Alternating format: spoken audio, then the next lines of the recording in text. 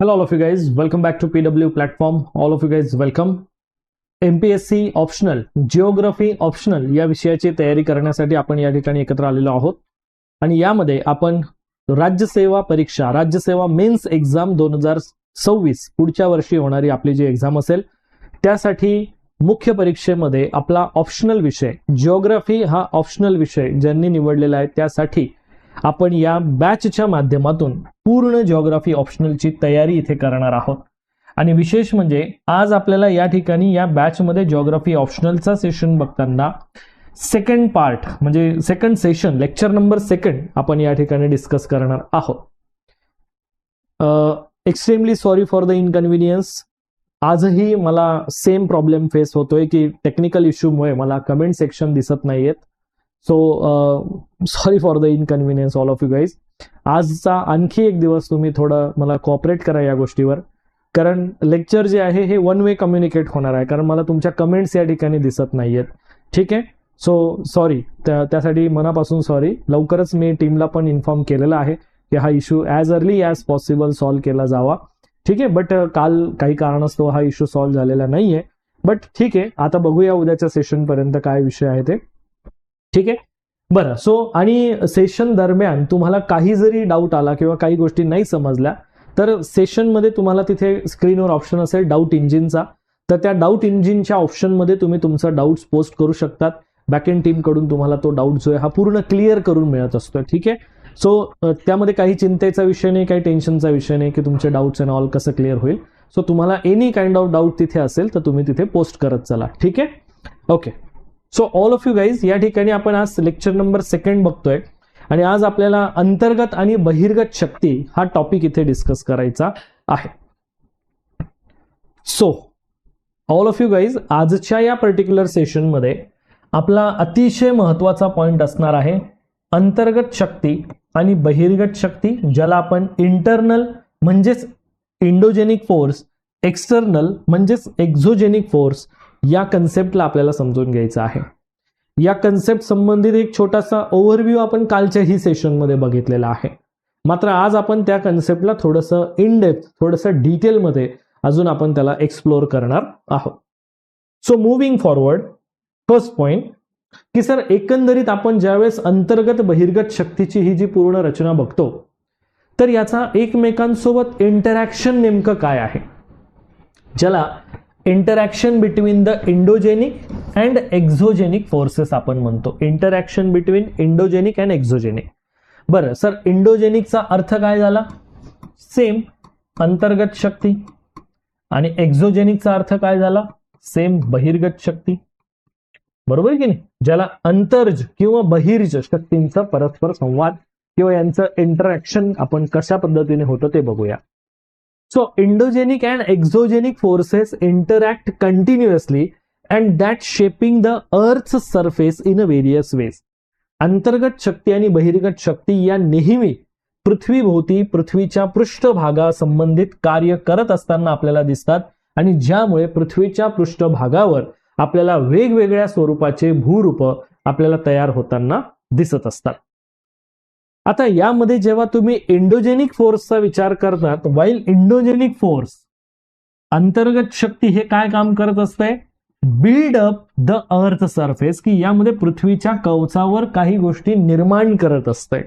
जसं की mountains formation होत असते, जसं की पठारांची निर्मिती होत असते किंवा काही मोठ्या भूरूपांची निर्मिती होत असते. आणि ऍट द सेम टाइम एक्झोजेनिक फोर्सचा ज्यावेळेस तुम्ही विचार करतात, म्हणजे बघा इंडोजेनिक फोर्समुळे आतून जो प्रेशर लावला जातोय त्यामुळे भूकवचावर काहीतरी नवीन फॉर्मेशन होतात. आणि ज्यावेळेस एक्झोजेनिक फोर्सेसचा ज्यावेळेस तुम्ही विचार करतात तर या एक्झोजेनिक फोर्सेसच्या विचारांमुळे, just a minute all of you guys,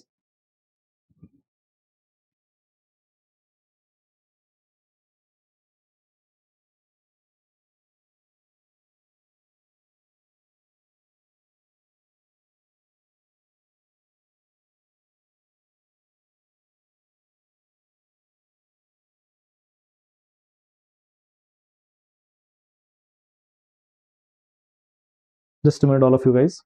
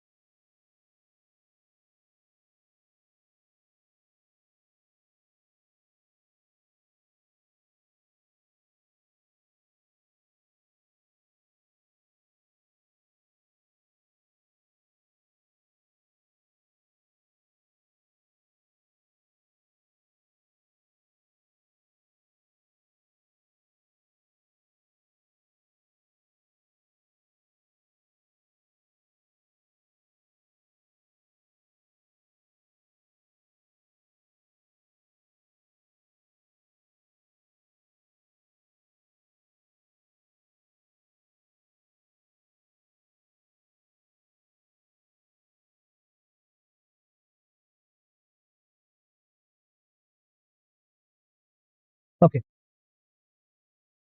please लक्ष द्या आता व्यवस्थित सर्वांनी.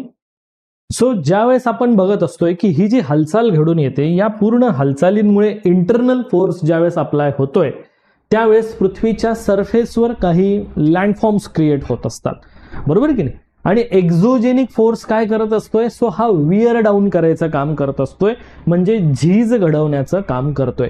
Where down these structure through the erosion and deposition. यामध्ये काय होतंय की निक्षेपण आणि क्षरण या दोन्ही प्रक्रिया इथे बाहेरून घडत असतात. जसं मी काल सांगितलं तुम्हाला, इंटरनल फोर्स ही आतून काम करते, एक्सटर्नल फोर्स हे बाहेरून काम करणार. बाहेरून काम करणाऱ्या फोर्सेसमध्ये इरोजन अँड डिपॉझिशनचं प्रोसेस तुम्हाला बघायला मिळतं, म्हणजे झीज होणं आणि यासोबत तुमचं निक्षेपण होण्याची प्रोसेस तुम्हाला दिसेल. ठीक आहे सर. मग सर याचं एक एक्झाम्पल वगैरे तुम्ही सांगू शकतात का, की नेमकं एक्झाम्पल ऑफ इंटरॅक्शन्स काय काय आहेत, उदाहरण त्याचं नेमकं काय काय आहे. So mountain formation and erosion, mountain formation and erosion हे त्यातलं पहिलं पॉईंट आपण बघतो. जसं की हिमालय असेल, हिमालय हा कसा फॉर्म झालेला आहे, हा तुमचा इंडोजेनिक फोर्सेसमुळे तयार झालेला आहे. कारण कोट्यावधी वर्षांपासून जी भारतीय उपखंडाची हालचाल घडत होती युरेशियन भूमंचाच्या दिशेने, तर त्या ठिकाणी मोठ्या प्रमाणामध्ये इंटरनल फोर्समुळे ही हालचाल घडून आली आणि ज्यात आपल्याला ओव्हर द मिलियन्स ऑफ इयरमध्ये हिमालय फॉर्मेशन दिसून आला. आणि एक्झोजेनिक फोर्सेसमध्ये आपण काय बघतो की जसं हिमनद्या असतील, रिव्हर्स असतील, त्यांनी याच हिमालयाची झीज घडवून आणलेली आपल्याला दिसते. म्हणजे हिमालयामध्ये मोठ्या व्हॅलीज वगैरे ज्या तयार झालेल्या आहेत, दऱ्यांची जी रचना तयार झालेली आहे ही आपल्याला दिसून येते. मग हे आपल्याला याचं एक पहिलं उदाहरण दिसतंय. दुसरं उदाहरण आपण बघू शकतो किंवा दुसरं एक्झाम्पल बघू शकतो की volcanic islands and ocean waves, की एकंदरीत ज्वालामुखीय बेट निर्माण होणं आणि समुद्री लाटा निर्माण होणं. यात जर तुम्ही बघितलं तर volcanic islands are created by the endogenic force. महासागरामध्ये जेही तुम्हाला बेट तयार झालेलं दिसतंय हे कसं आहे की इंटरनल फोर्समुळे तयार झालेलं आहे. पण मात्र समुद्रावर, महासागरावर तयार होणाऱ्या लाटा किंवा समुद्राचे जे काही प्रवाह आहेत हे काय करत असतात, तर हेच आयलँड्सची झीज घडवत असतात. कारण एक्सटर्नल फोर्समुळे त्या महासागराच्या सरफेसवर ज्या वेव्स फॉर्मेशन होत असतंय, त्या वेव्स फॉर्मेशनमुळे ते पर्टिक्युलर माउंटेन्स किंवा ते व्होल्कॅनिक आयलँड्स इरोड होताना दिसतील, झीज होताना दिसतील, बरोबर की नाही. त्यामुळे काय होतं की त्याचा शेप आणि साईज जो आहे त्या आयलँडचा हा त्या ठिकाणी चेंज होत जातो. मीन्स इंटरनल फोर्समुळे ज्या काही गोष्टींमध्ये निर्मिती होते त्यात एक्झोजेनिक फोर्सेसमुळे इरोजनल प्रोसेसमुळे तिथे झीजही होताना दिसते.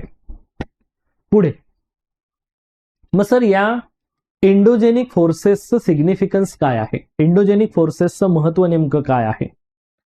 आता ज्या वेळेस आपण सिग्निफिकन्स ऑफ इंडोजेनिक फोर्सेस बघतो, अंतर्गत शक्तींचं महत्व नेमकं काय आहे.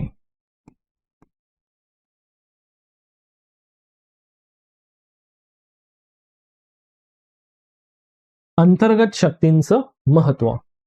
So endogenic forces play a crucial role in shaping earth's major geological features.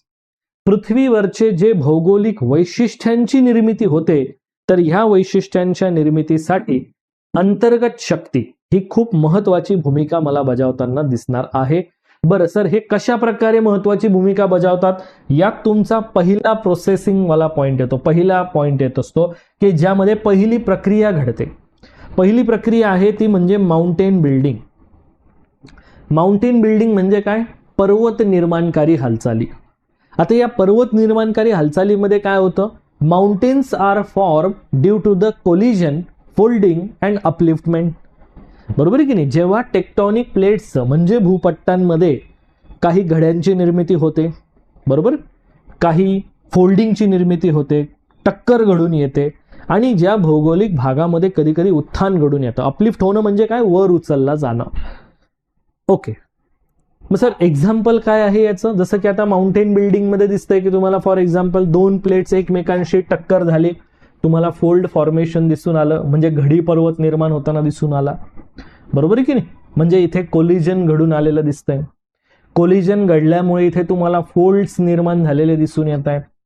दुसरी गोष्ट की काही वेळेला तुम्हाला टेक्टॉनिक प्लेटच्या या मुवमेंटमुळे अपलिफ्टमेंट होताना दिसतं, जसं की एखादा भूभाग वर उचलला गेला, जसं की हा एक ब्लॉक माउंटेन तुमचा फॉर्म झालेला दिसतोय.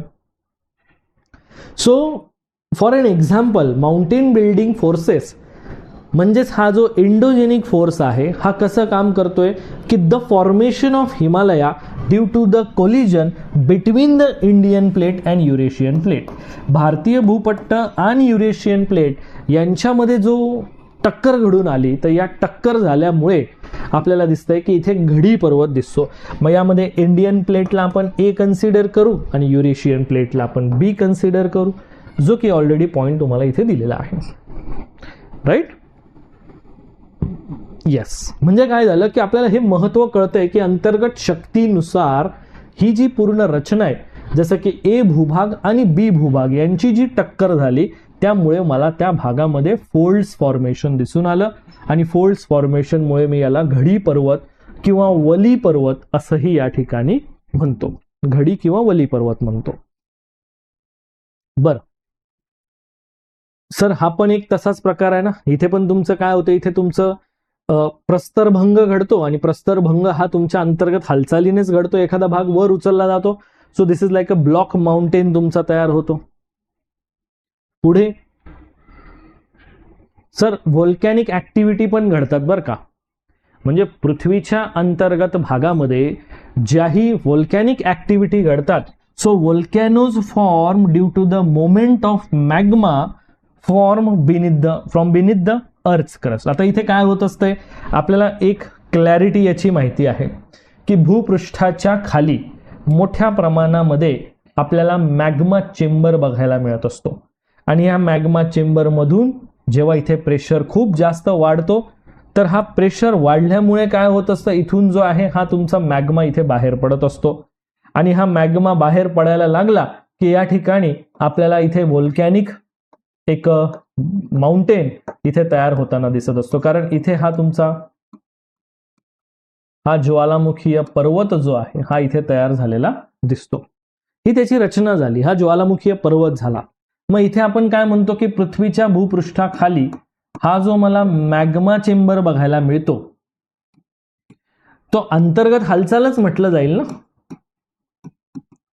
हे भूपृष्ठ झालं या ठिकाणी आणि ह्या भूपृष्ठाच्या खाली जो मॅग्मा आहे हाच एक प्रकारे ज्वालामुखी उद्रेक घडून आला आणि हा जो ज्वालामुखी उद्रेक घडून आला त्यामुळे मला पृथ्वीच्या या सरफेस एरियावर एक माउंटेन फॉर्मेशन दिसून आला, ज्याला मी व्होल्कॅनिक इरप्शन्स द्वारा तयार झालेला माउंटेन म्हणत असतो.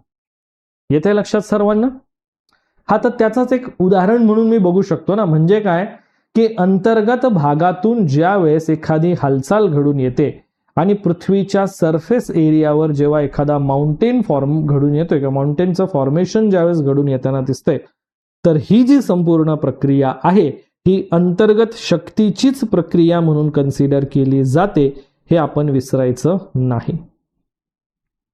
समजतंय? ही अंतर्गत शक्तीचीच एक प्रक्रिया म्हणून बघितली जाते, हे आपण या ठिकाणी विसरायचं नाही. क्लिअर?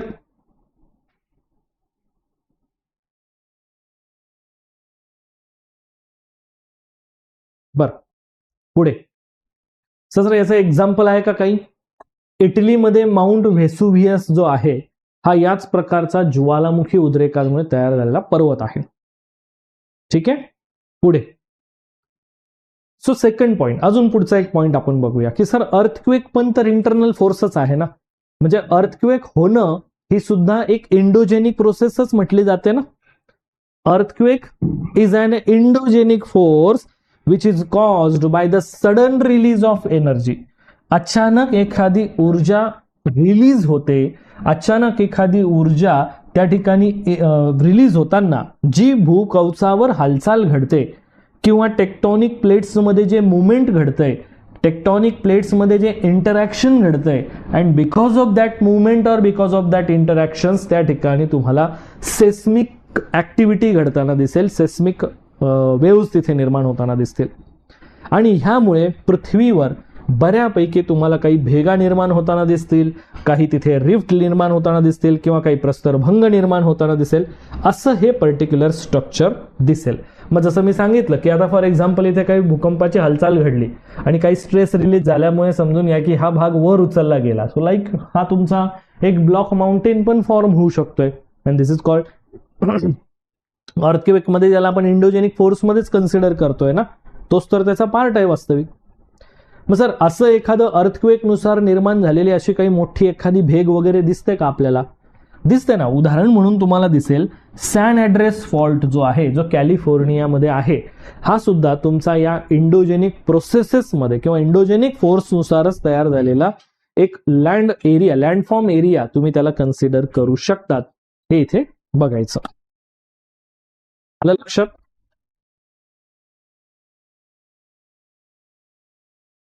बरं, सॅन अँड्रियास किंवा सॅन अँड्रेस फॉल्ट असं त्याला आपण म्हणत असतो.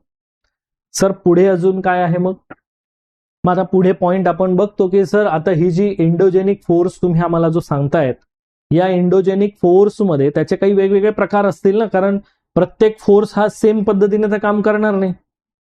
काही फोर्स असतात की जे स्लो काम करतात, काही फोर्स असतात जे की फास्ट काम करतात.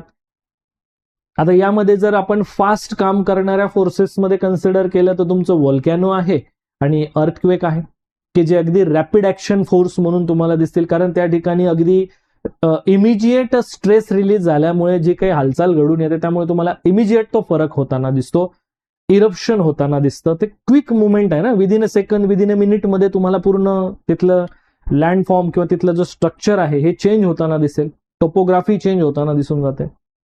मग त्याला आपण रॅपिड ऍक्शन फोर्स म्हणत असतो. मग टाइप्स ऑफ इंटरनल फोर्सेसचा प्रकार ज्यावेळेस आपण बघतो, सो आता हे दोन टाइप्स मध्ये कॅटेगराइज केलं गेलेलं आहे. So internal force can be classified into two main types किंवा two main categories based on. आता ह्या ज्या दोन कॅटेगरीज ज्या बघतो त्या कशावर आहेत?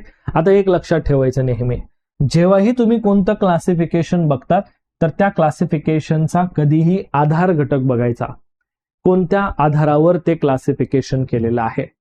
मग आपण कशाच्या आधारावर केलं? ऑन देअर मुवमेंट पॅटर्न, की त्यांच्या हालचालीचा पॅटर्न कसा आहे त्यावर आधारित त्याचे दोन मुख्य प्रकार पडतात. पहिला जो प्रकार येतोय तो म्हणजे डायस्ट्रोफिक और स्लो मुवमेंट, ज्याला तुम्ही डायस्ट्रोफिक मुवमेंट म्हणू शकतात किंवा त्याला तुम्ही स्लो मुवमेंट म्हणू शकतात. आणि दुसरा एक प्रकार येतो जो म्हणजे sudden movement. So this is the first one and this is the second point. हा तुम्हाला दोन भागांमध्ये क्लासिफाईड पार्ट दिसतो. आता हा जो फर्स्ट वाला पार्ट जो आपण बघतोय तो काय सांगतो बघा, डायस्ट्रोफिक किंवा ज्याला मंद हालचाल आपण म्हणू शकतो. So this movement act slowly and shape the large scale features. हे अगदी स्लोली काम करतात आणि एक लार्ज स्केल फीचर तयार करतात. काय बोलतोय मी, लक्षात असू द्या. हे मोमेंट जे आहे हे अगदी स्लोली काम करणार आणि एक लार्ज स्केल फीचर या ठिकाणी तयार होत असतो पृथ्वीच्या सरफेसचा, अर्थ सरफेसचा. म्हणजे काय की एक लार्ज स्केल वैशिष्ट्य पृथ्वीवर निर्माण करून टाकतील, पण प्रोसेस मात्र स्लो घडणार आहे.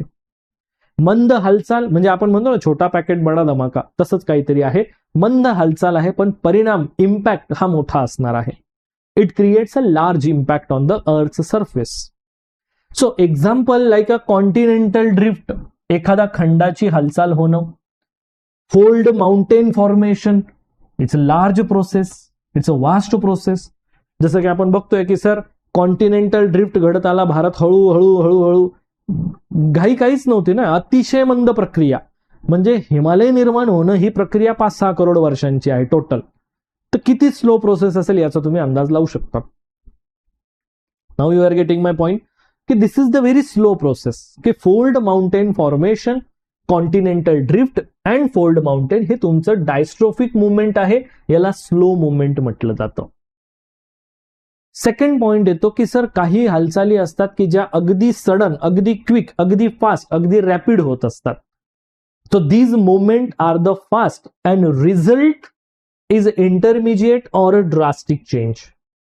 एक तर आता या फास्ट होणाऱ्या हालचालीमध्ये जो तुम्हाला परिणाम बघायला मिळतो तो एक तर मध्यम असू शकेल, नाही तर अगदी विध्वंसक असू शकेल, भयानक असू शकेल. येते ना ड्रास्टिक असू शकेल. मग यामध्ये असं दोन प्रक्रिया आल्या, एक वोल्कॅनिक इरप्शन्स प्रक्रिया आली आणि एक तुमची अर्थक्वेक ही प्रक्रिया आली. आणि या दोन्हीही तुमच्या इंटरनल फोर्सेसच आहेत हे लक्षात घ्या. It may be a slow, it may be a fast. एक तर स्लो असेल किंवा फास्ट असेल, काहीतरी असेल. बर पुढे मग सर इपिरोजेनिक मुवमेंट काय असते बरं? इपिरोजेनिक मुवमेंट म्हणजे खंड निर्माणकारी हालचाल. येते लक्षात? याला आपण असं म्हणूया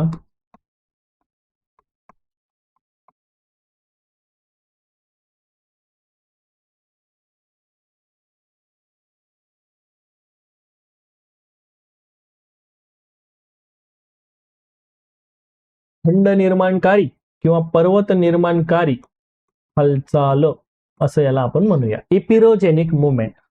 की सर इपिरोजेनिक मुवमेंटचा रोल काय असतो नेमकं? आता epeirogenic movement are responsible for the shaping the earth's continent. पृथ्वीचे खंड आणि त्याला आकार देण्याचं काम होतंय. पृथ्वीच्या भूखंड किंवा भूभागाला आकार देण्याचं काम यामध्ये घडून येत असतं. And by the process of movements are associated with the rise and fall. बरं सर ही प्रोसेस कशी घडणार? खंडांची किंवा खंडीय हालचाल किंवा इपिरोजेनिक मुवमेंट, खंड निर्माणकारी किंवा पर्वत निर्माणकारी या हालचालींची रचना ही कशी घडू शकते? So these movements are associated only with the rise, only with the fall. वर येणं किंवा खाली जाणं, उत्थान होणं किंवा अधोगमन होणं, म्हणजे वर उचललं जाणं किंवा खाली खचलं जाणं, उत्थान होणं किंवा धसणे किंवा खाली खचणे असा त्याचा अर्थ होतो. But large part of the earth surface, but he हालचाल जेव्हा होईल तेव्हा ही काही पृथ्वीच्या छोट्या तुकड्याची होणार आहे का? नाही, एकदम मोठ्या भूभागाची होणार आहे. Large area of the earth surface, but without causing the fold or fault. पण मात्र इथे तुम्हाला कोणत्याही प्रकारची वळ्यांची किंवा प्रस्तरभंगची रचना इथे होताना दिसणार नाही. हे तुम्ही समजून घ्या. समजलं? बरं सर मग हे कसं होईल? आता यामध्ये जी वर उचलली जाण्याची जी प्रोसेस आहे ज्याला राईज म्हटलं जातं, याला टेक्निकल वर्ड आहे इमर्जन्स. आणि जो फॉल होण्याचा प्रोसेस आहे, जो खाली जाण्याचा प्रोसेस आहे, त्याला टेक्निकल वर्ड आहे submergence. So emergence and submergence, upward movement and downward movement, rise and fall. Rise होताना इमर्जन्स होतंय म्हणजे काय? In region where land is uplifted, असा भूभाग की जिथे जमीन वर उचलली जाते. Means new landmass may be form. आता जमीन जर वर उचलली जाणार आहे, दोन तुकडे होणार आहे, तर नवीन एक भूभाग तयार होईल ना. फॉर एक्झाम्पल आता हा एक अखंड भूभाग आहे. या अखंड भूभागापैकी एखादा भाग जर समजा फॉर एक्झाम्पल असा वर उचलला गेला, काय झालं? एक नवीन भूभाग इथे तयार झाला ना. हा बरोबर की नाही? And previously submerge area may emerge. आणि जो आता यामध्ये जो खचलेला भाग होता तो मे बी वर उचलला जाऊ शकतो, वॉट एव्हर, काही पण घडू शकतंय. बट प्रोसेस काय आहे याचा एक एक्झाम्पलच्या बेसिसवर तुम्हाला त्याची प्रोसेस समजून येईल. सो द एक्झाम्पल काय आहे? एक्झाम्पल आहे की चिल्का लेक, चिल्का सरोवर जे आहे ओडिशामध्ये in India, has been undergoing uplift due to the epeirogenic movement. इथे वर भूखंड निर्माणकारी हालचाल घडत चालल्यामुळे चिल्का लेक किंवा चिल्का सरोवर जो आहे हा तुमचा अपलिफ्ट होण्याच्या मार्गावर आहे. And that is leading to formation of a new land near its shore. आणि त्यामुळे या किनारी भागावर एक नवीन भूभाग, आणि आपल्याला एक गोष्ट माहिती आहे की आपला पूर्व किनारा हा इमर्ज आहे, वर उचललेला आहे, आणि पश्चिम किनारा हा सबमर्ज्ड आहे, खाली खचलेला आहे.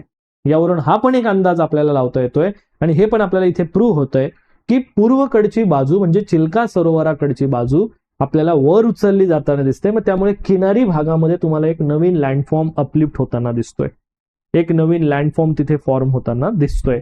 हे स्ट्रक्चर तुम्ही इथे बघा.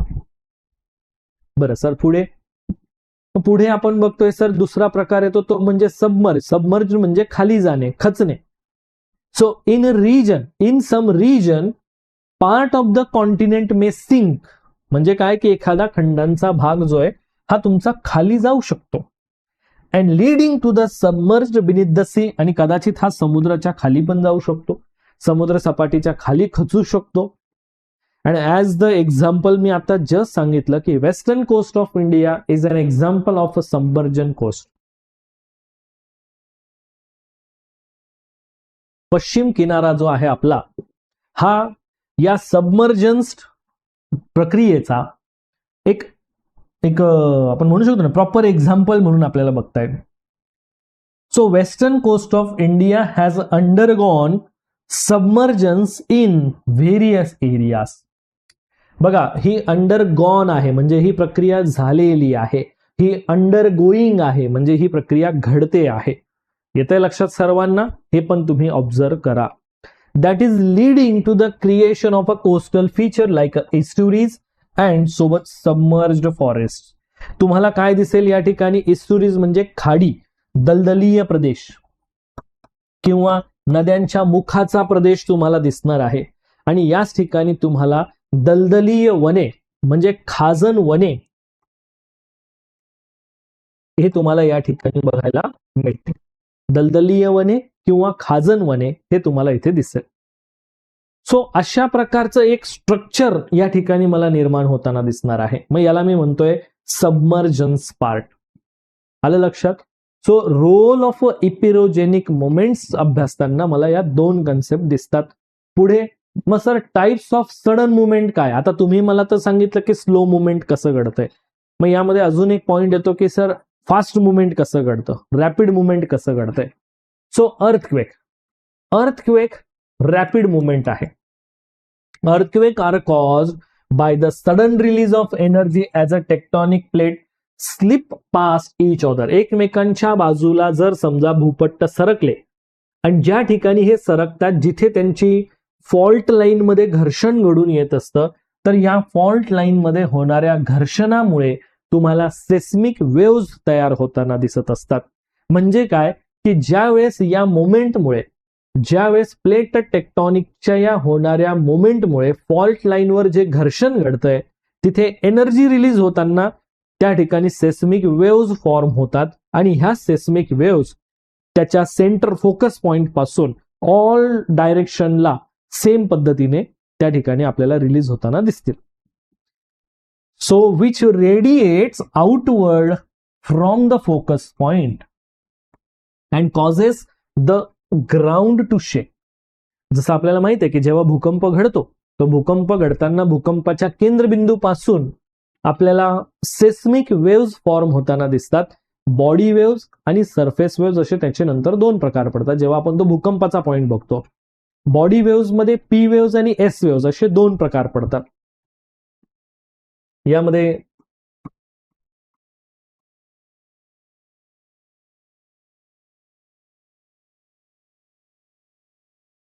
बॉडी आणि सरफेस. बॉडी वेव्ज मध्ये तुमचे दोन प्रकार आहेत, पी वेव्ज आणि एस वेव्ज. सरफेस वेव्ह मध्ये लव वेव्ज, सरफेस वेव्ज मध्ये लव वेव्ज आणि रिले वेव्ज.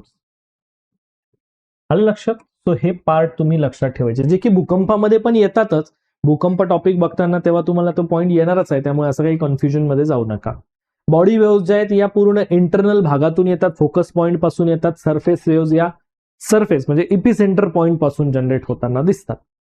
बरं सर, याचं काही एक्झाम्पल वगैरे आहे का? मग अर्थक्वेक वगैरे कसं निर्माण होतं, काय होतं याचं उदाहरण जर बघितलं तर गुजरातमध्ये 2001 साली झालेला जो भूकंप होता, occurred due to the movement along the Kutch fault. Kutch जवळचा जो फॉल्ट आहे, कच्छ जवळचा जो प्रस्तरभंग आहे, त्या ठिकाणी जी हालचाल घडून आली त्या हालचालीमुळे तुम्हाला वर्ष 2001 मध्ये गुजरात अर्थक्वेक जो आहे हा इथे बघायला मिळतो. आलं लक्षात? गुजरात अर्थक्वेक जो आहे हा तुम्हाला तिथे बघायला मिळतो.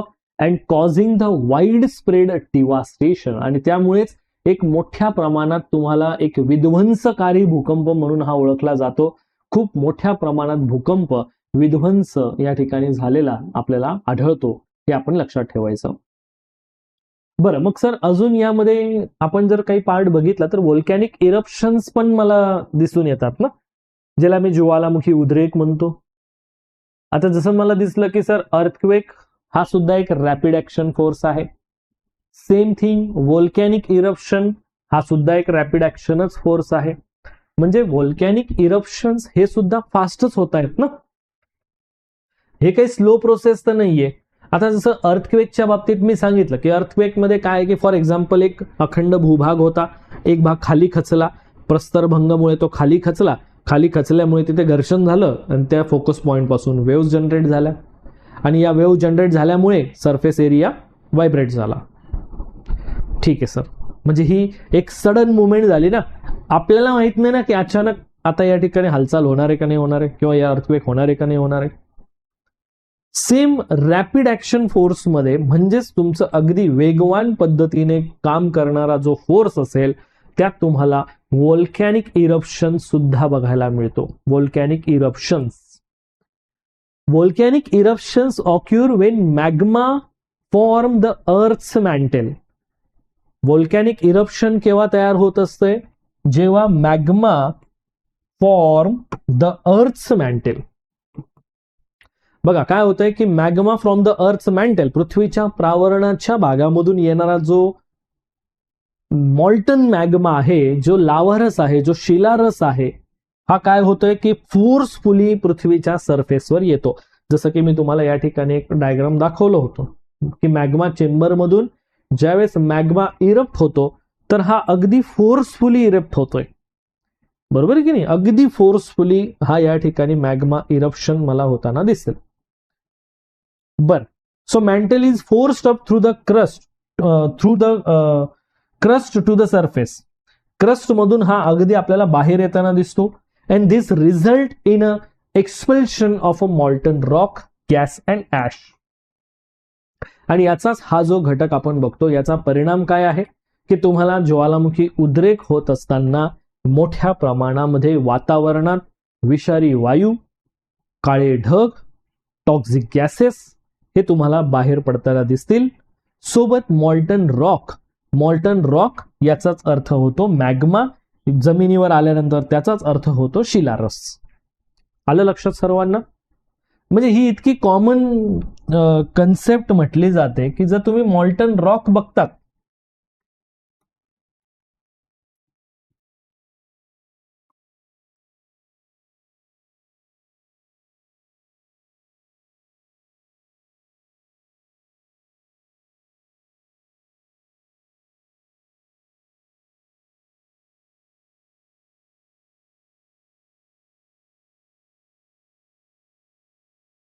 बघा, कॉमन वर्ड काय आला, मॉल्टन रॉक, शिलारस.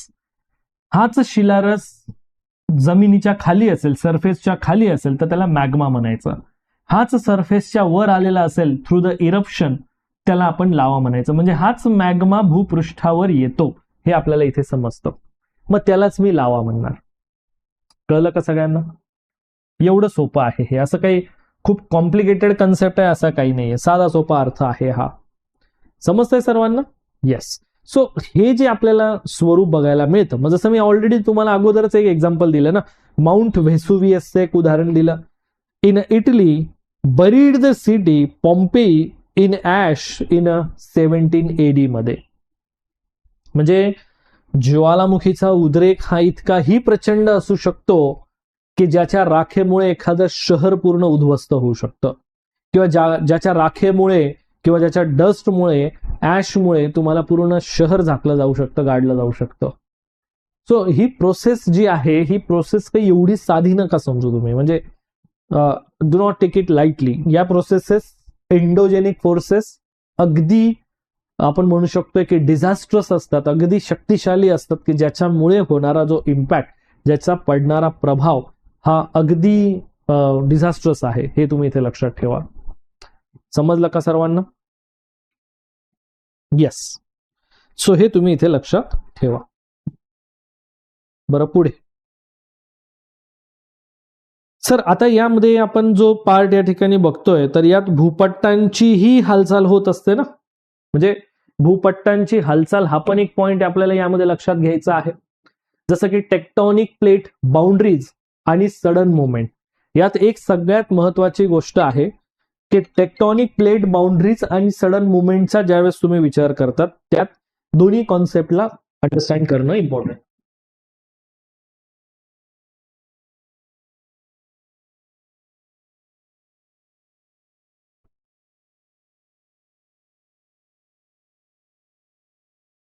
तो टेक्टॉनिक प्लेट बाउंड्रीजचा ज्यावेळेस आपण विचार करतो, सो भूपट्टांची जी हालचाल आहे, यामध्ये भूपट्टांची हालचाल आणि अचानक हालचाल यामध्ये काय होतंय की सडन मुवमेंट. टेक्टॉनिक प्लेट बाउंड्रीजवर होणारं सडन मुवमेंट काय येतंय.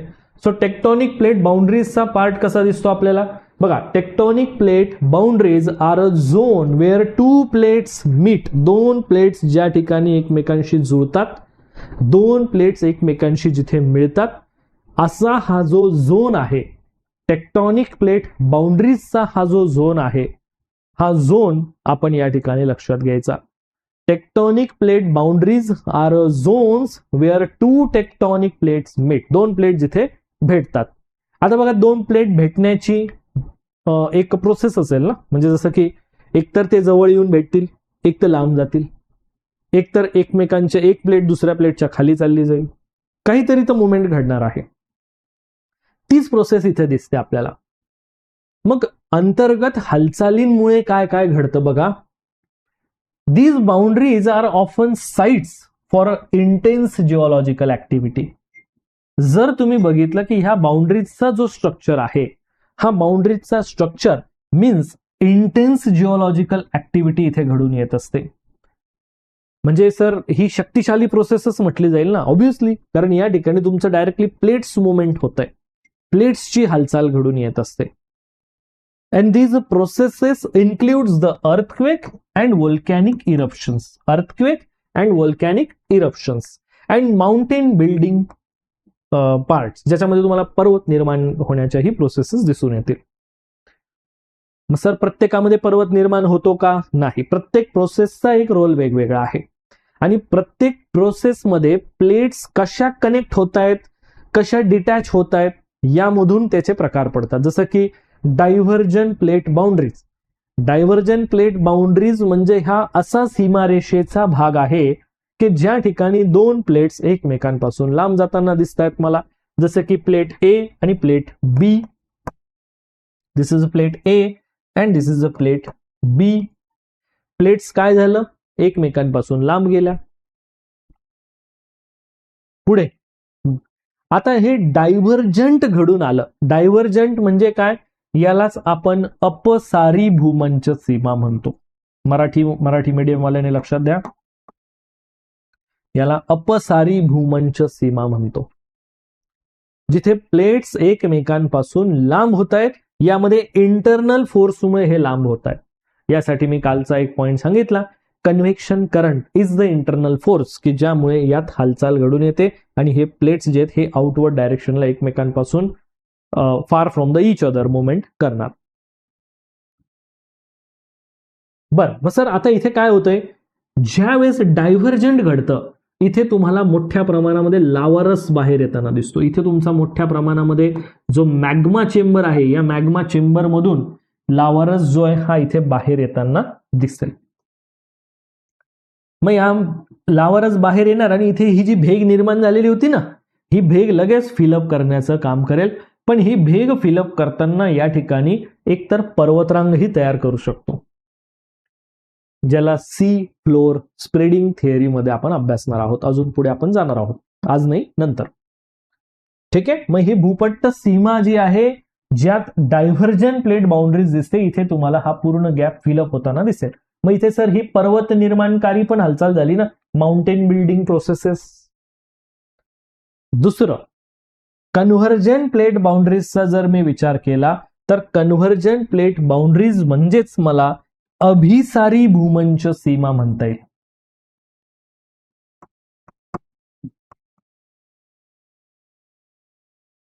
अभिसारी भूमंच सीमा, which means one plate moves under the another.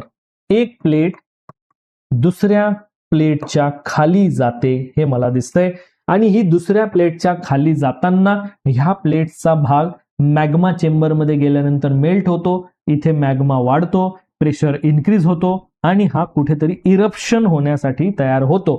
मग अशा वेळेला तुम्हाला इरप्शन होतानाही दिसत असतं मात्र एक प्लेट दुसऱ्या प्लेटच्या खाली जाताना हा जो एक भाग, खचलेला भाग निर्माण होतो, त्याला आपण सबडक्शन झोन फॉर्म होतो असं लक्षात ठेवायचं. ह्या पार्टला आपण सबडक्शन झोन म्हणून इथे लक्षात ठेवतो. येते लक्षात? मग या प्रोसेसला आपण कन्व्हर्जंट प्लेट बाउंड्रीज म्हणायचं. कन्व्हर्जंट प्लेट बाउंड्रीज. पुढे तिसरी एक सीमा येते आपल्याला, ज्याला रूपांतरित सीमा म्हणतो आपण, ज्याला ट्रान्सफॉर्मरी प्लेट बाउंड्रीज म्हणतो आपण.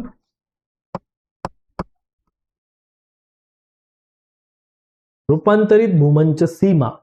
यात काय होतंय की फक्त स्लाइडिंग होतंय. म्हणजे काय, एक प्लेट दुसऱ्या प्लेटच्या सोबत फक्त घर्षण करते, ज्यामध्ये असं काही मोमेंट होत नाहीये की जे एकमेकांपासून लांब जाईल किंवा एकमेकांच्या जवळ येईल, असं काहीच नाही. इथे फक्त घर्षण होणार आहे.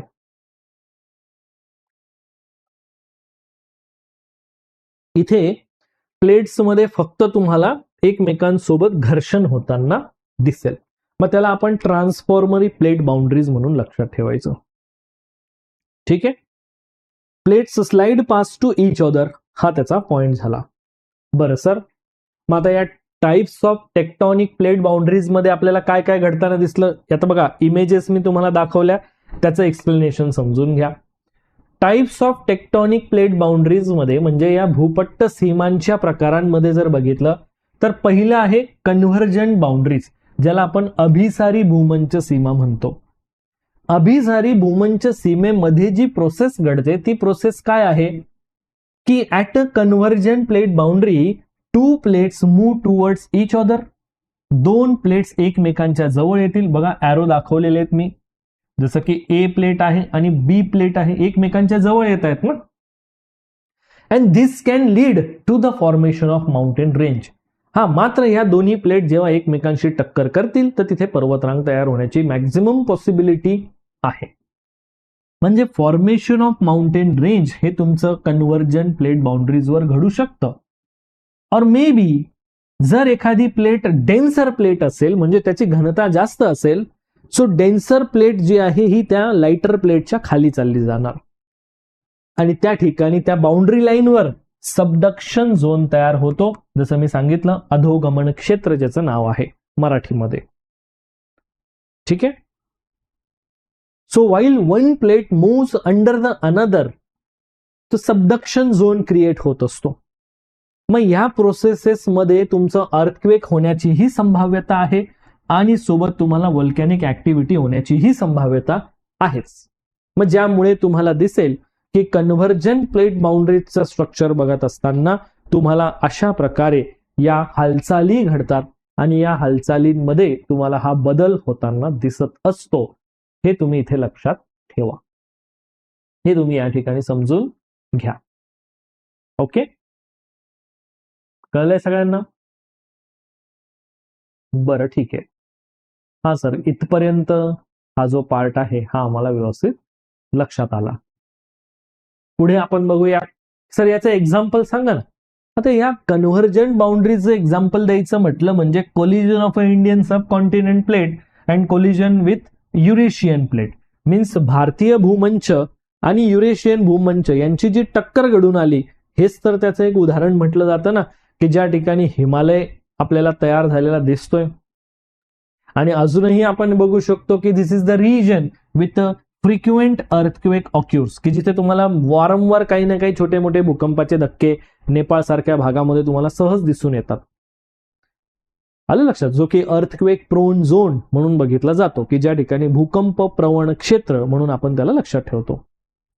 राईट. सो हे त्याचं एक क्लॅरिटी आपल्याला मिळते. So second part, divergent plate boundaries. आता डायव्हर्जंट प्लेट बाउंड्रीज मध्ये काय घडतंय, याला अपसारी भूमंच सीमा म्हणतोय. At a divergent boundaries where two plates move away from each other. ज्यावेळेस या दोन्ही प्लेट्स जे आहेत या एकमेकांपासून लांब जाण्याचं काम करतायत, एकमेकांपासून विभाजित होण्याचं काम करतायत. राईट.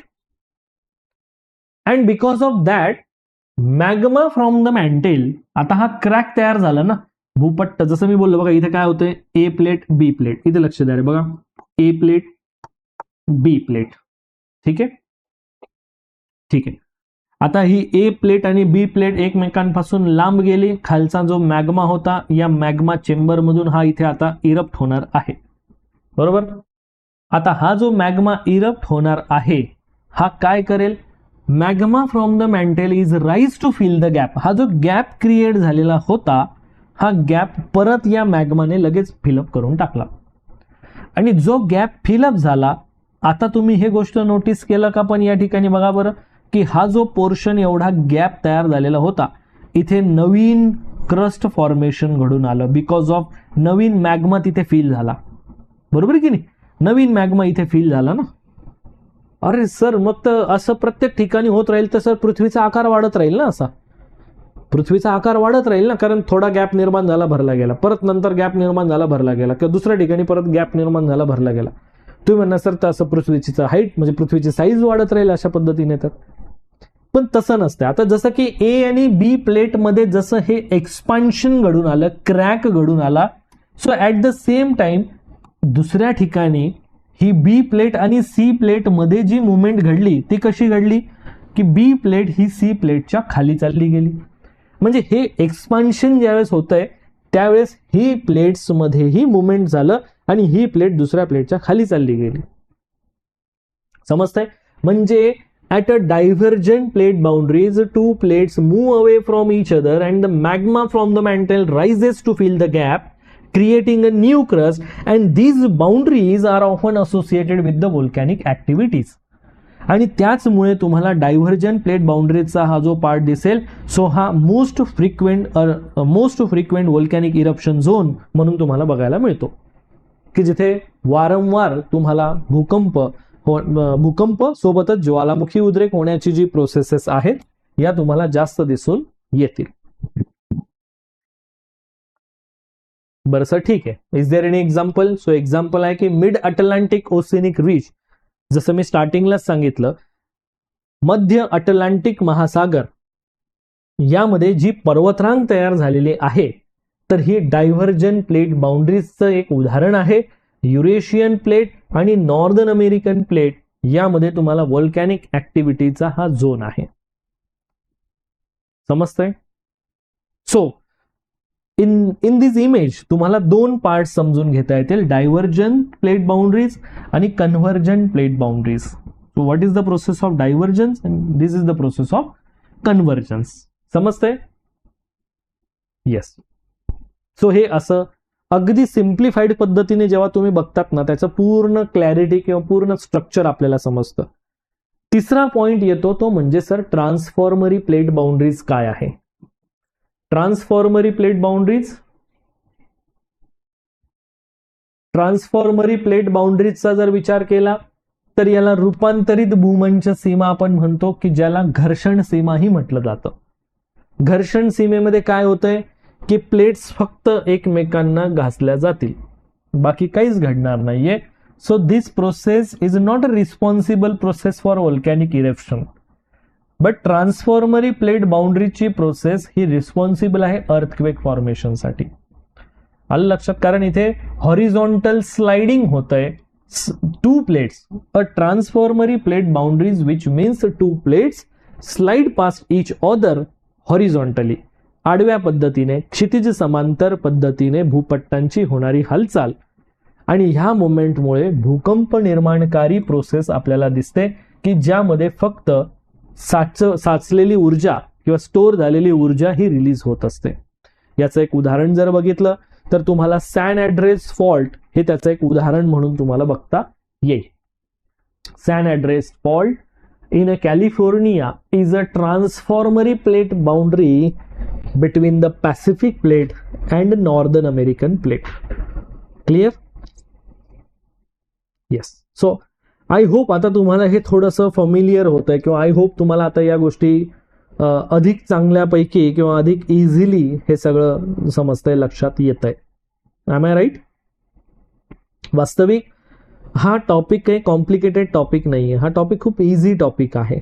पण पॉइंट एक आहे की टॉपिक समजून घेताना यातल्या सर्व गोष्टी, यातले सर्व पॉइंट्स कशा पद्धतीने आपण मांडतोय, कशी ती कन्सेप्ट आहे, हे सगळं मात्र इलॅबोरेट करताना तुम्ही व्यवस्थित लक्ष द्यायचं आहे.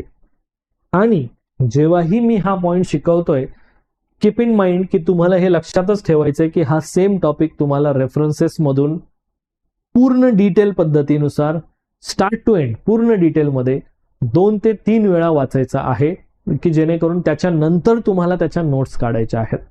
कारण फर्स्ट रिडिंग मध्ये वाचून काही लगेच नोट्स निघत नाही. ज्या नोट्स निघतील त्या काहीच कामाच्या नाहीत. त्यामुळे 2-3 वेळा वाचून झाल्यानंतर most preferably third time reading झाल्यानंतर नोट्स काढा.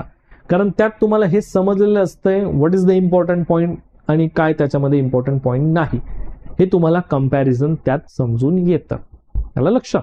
त्यामुळे त्या गोष्टीचं जरा काळजी घ्या. ओके. सो बरं सर, आता जो एक सगळ्यात महत्वाचा पार्ट आपण जो बघणार आहेत आता, तो पार्ट काय ते बघा.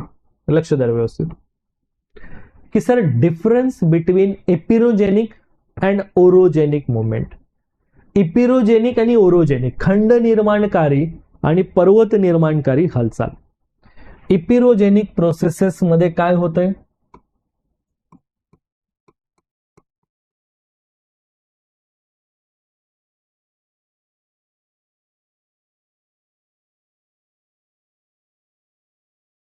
खंड निर्माणकारी आणि पर्वत निर्माणकारी या हालचालींची ही पर्टिक्युलर रचना. समजलं? खंड निर्माणकारी आणि पर्वत निर्माणकारी हालचाल. आता या प्रोसेसेस मध्ये काय फरक पडतोय किंवा या प्रोसेस मध्ये जो डिफरन्स आहे तो काय आहे नेमकं ते लक्षात घ्या. डिफरन्स समजून घेताना आपण त्याचे काही पॅरामीटर्स डिसाइड करतो. जसं की इपिरोजेनिक मुवमेंट जेव्हा घडते त्यावेळेस the direction of movement in epeirogenic movement is a vertical movement. Rise and fall movement दिसतंय का? राइज अँड फॉल आलं लक्षात? एकतर ऊर्ध्वगामी हालचाल होताना दिसेल. ऊर्ध्वगामी म्हणजे एकतर तो भाग वर उचलला जाईल किंवा तो भाग खाली खचला जाईल, अशी ही रचना मला या ठिकाणी दिसेल. म्हणून त्याला व्हर्टिकल मुवमेंट आपण कन्सिडर करायचं. Vertical movement, right?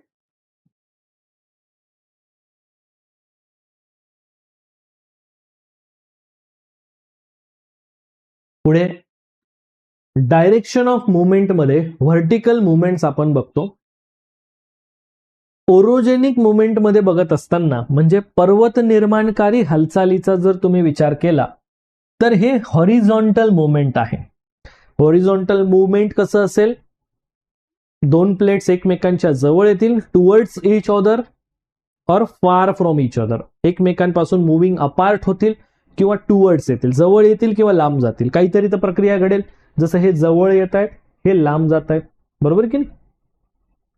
हा त्याचा पार्ट झाला. ठीक आहे सर, पहिला पॉइंट तर मला क्लिअर झाला. दुसरा पॉइंट की सर एपिरोजेनिक मुवमेंट आणि ओरोजेनिक मुवमेंट मध्ये स्पीड काय मॅटर करतो? स्पीडचं मॅटर बघितलं तर तुम्हाला एपिरोजेनिक मुवमेंट ही स्लो मुवमेंट आहे, which is a very gradual movement. मंद गती आहे, म्हणजे जल्दी किसको आहे नाही का, घाई काहीच नाही, एकदम मंद गती काम करणार. And the orogenic movement fast and intense movement आहे, वेगवान आहे बट तीव्र पद्धतीने काम करणार आहे, वेगवान बट तीव्र. आणि तिसरा पॉइंट आहे फॉर्मेशन ऑफ अ लँडफॉर्म. मग फॉर्मेशन ऑफ लँडफॉर्मचा जर विचार केला तर प्लॅटूज, प्लेन्स, बेसिन्स याचा इथे विचार केला जातो. प्लॅटूज, प्लेन्स अँड बेसिन्स म्हणजे काय की इपिरोजेनिक मुवमेंट ज्यावेळेस घडेल जेव्हा ती राइज अँड फॉल मुवमेंट आहे, त्यामुळे एक तर पठार तयार होईल, एक तर मैदान तयार होईल, एक तर बेसिन म्हणजे नदी खोऱ्यांचा भाग तयार होईल, बरोबर? आणि जर तुम्ही ओरोजेनिक मुवमेंटचा विचार केला तर या ओरोजेनिक मुवमेंटमध्ये एकतर माउंटेन फॉर्म होणार, एकतर गड्यांची निर्मिती होणार किंवा फॉल्ट ब्लॉक्स तयार होणार. म्हणजे 2 फॉल्ट लाईन क्रिएट झाल्या की तुमचं तिथे क्रॅक गेल्यामुळे तुमचा एक सेपरेट ब्लॉक अपलिफ्ट होतो किंवा डाऊनवर्ड डायरेक्शनला खचला जाऊ शकतो. सो ओरोजेनिक मुवमेंट मध्ये ही प्रोसेस घडणार आणि ही तुमची इंटरनल प्रोसेस आहे टोटल.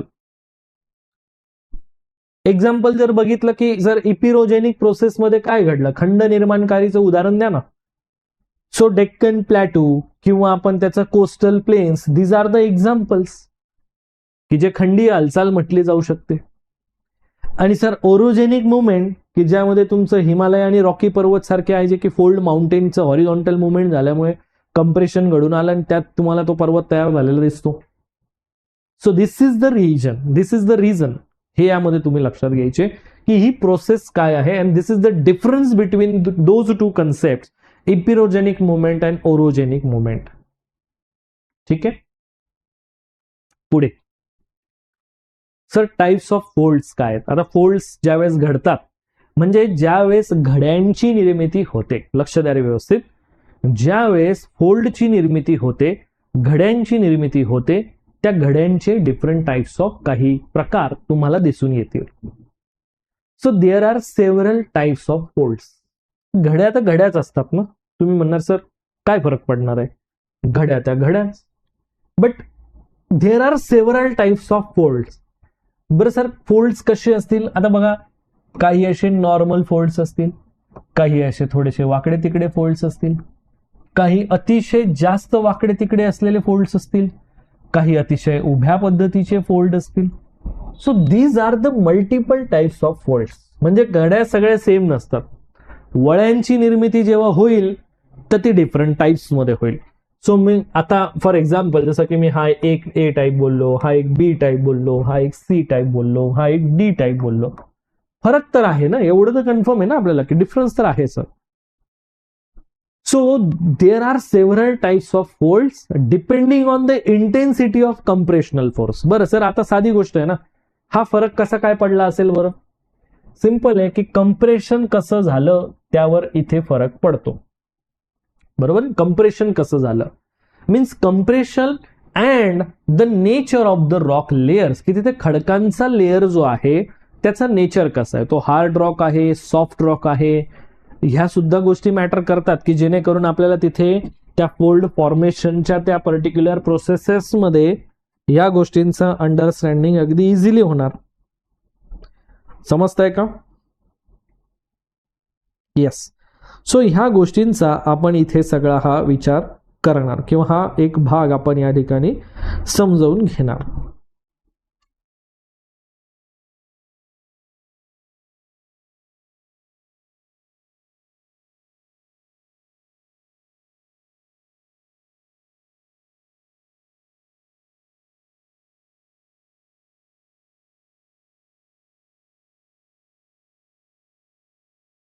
आता बघा, यामध्ये जो पहिला पॉइंट मी तुम्हाला तिथे शो केलेला आहे त्या पहिल्या पॉइंटमध्ये तुम्हाला काय दिसतंय बघा बरं जरा.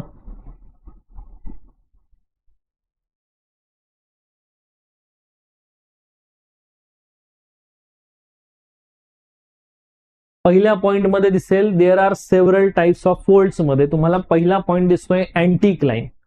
आता बघा अँटिक्लाइन काय असतो. अँटिक्लाइन ज्याला अभिनती म्हणतो आणि सिंक्लाइन ज्याला अपनती म्हणतो.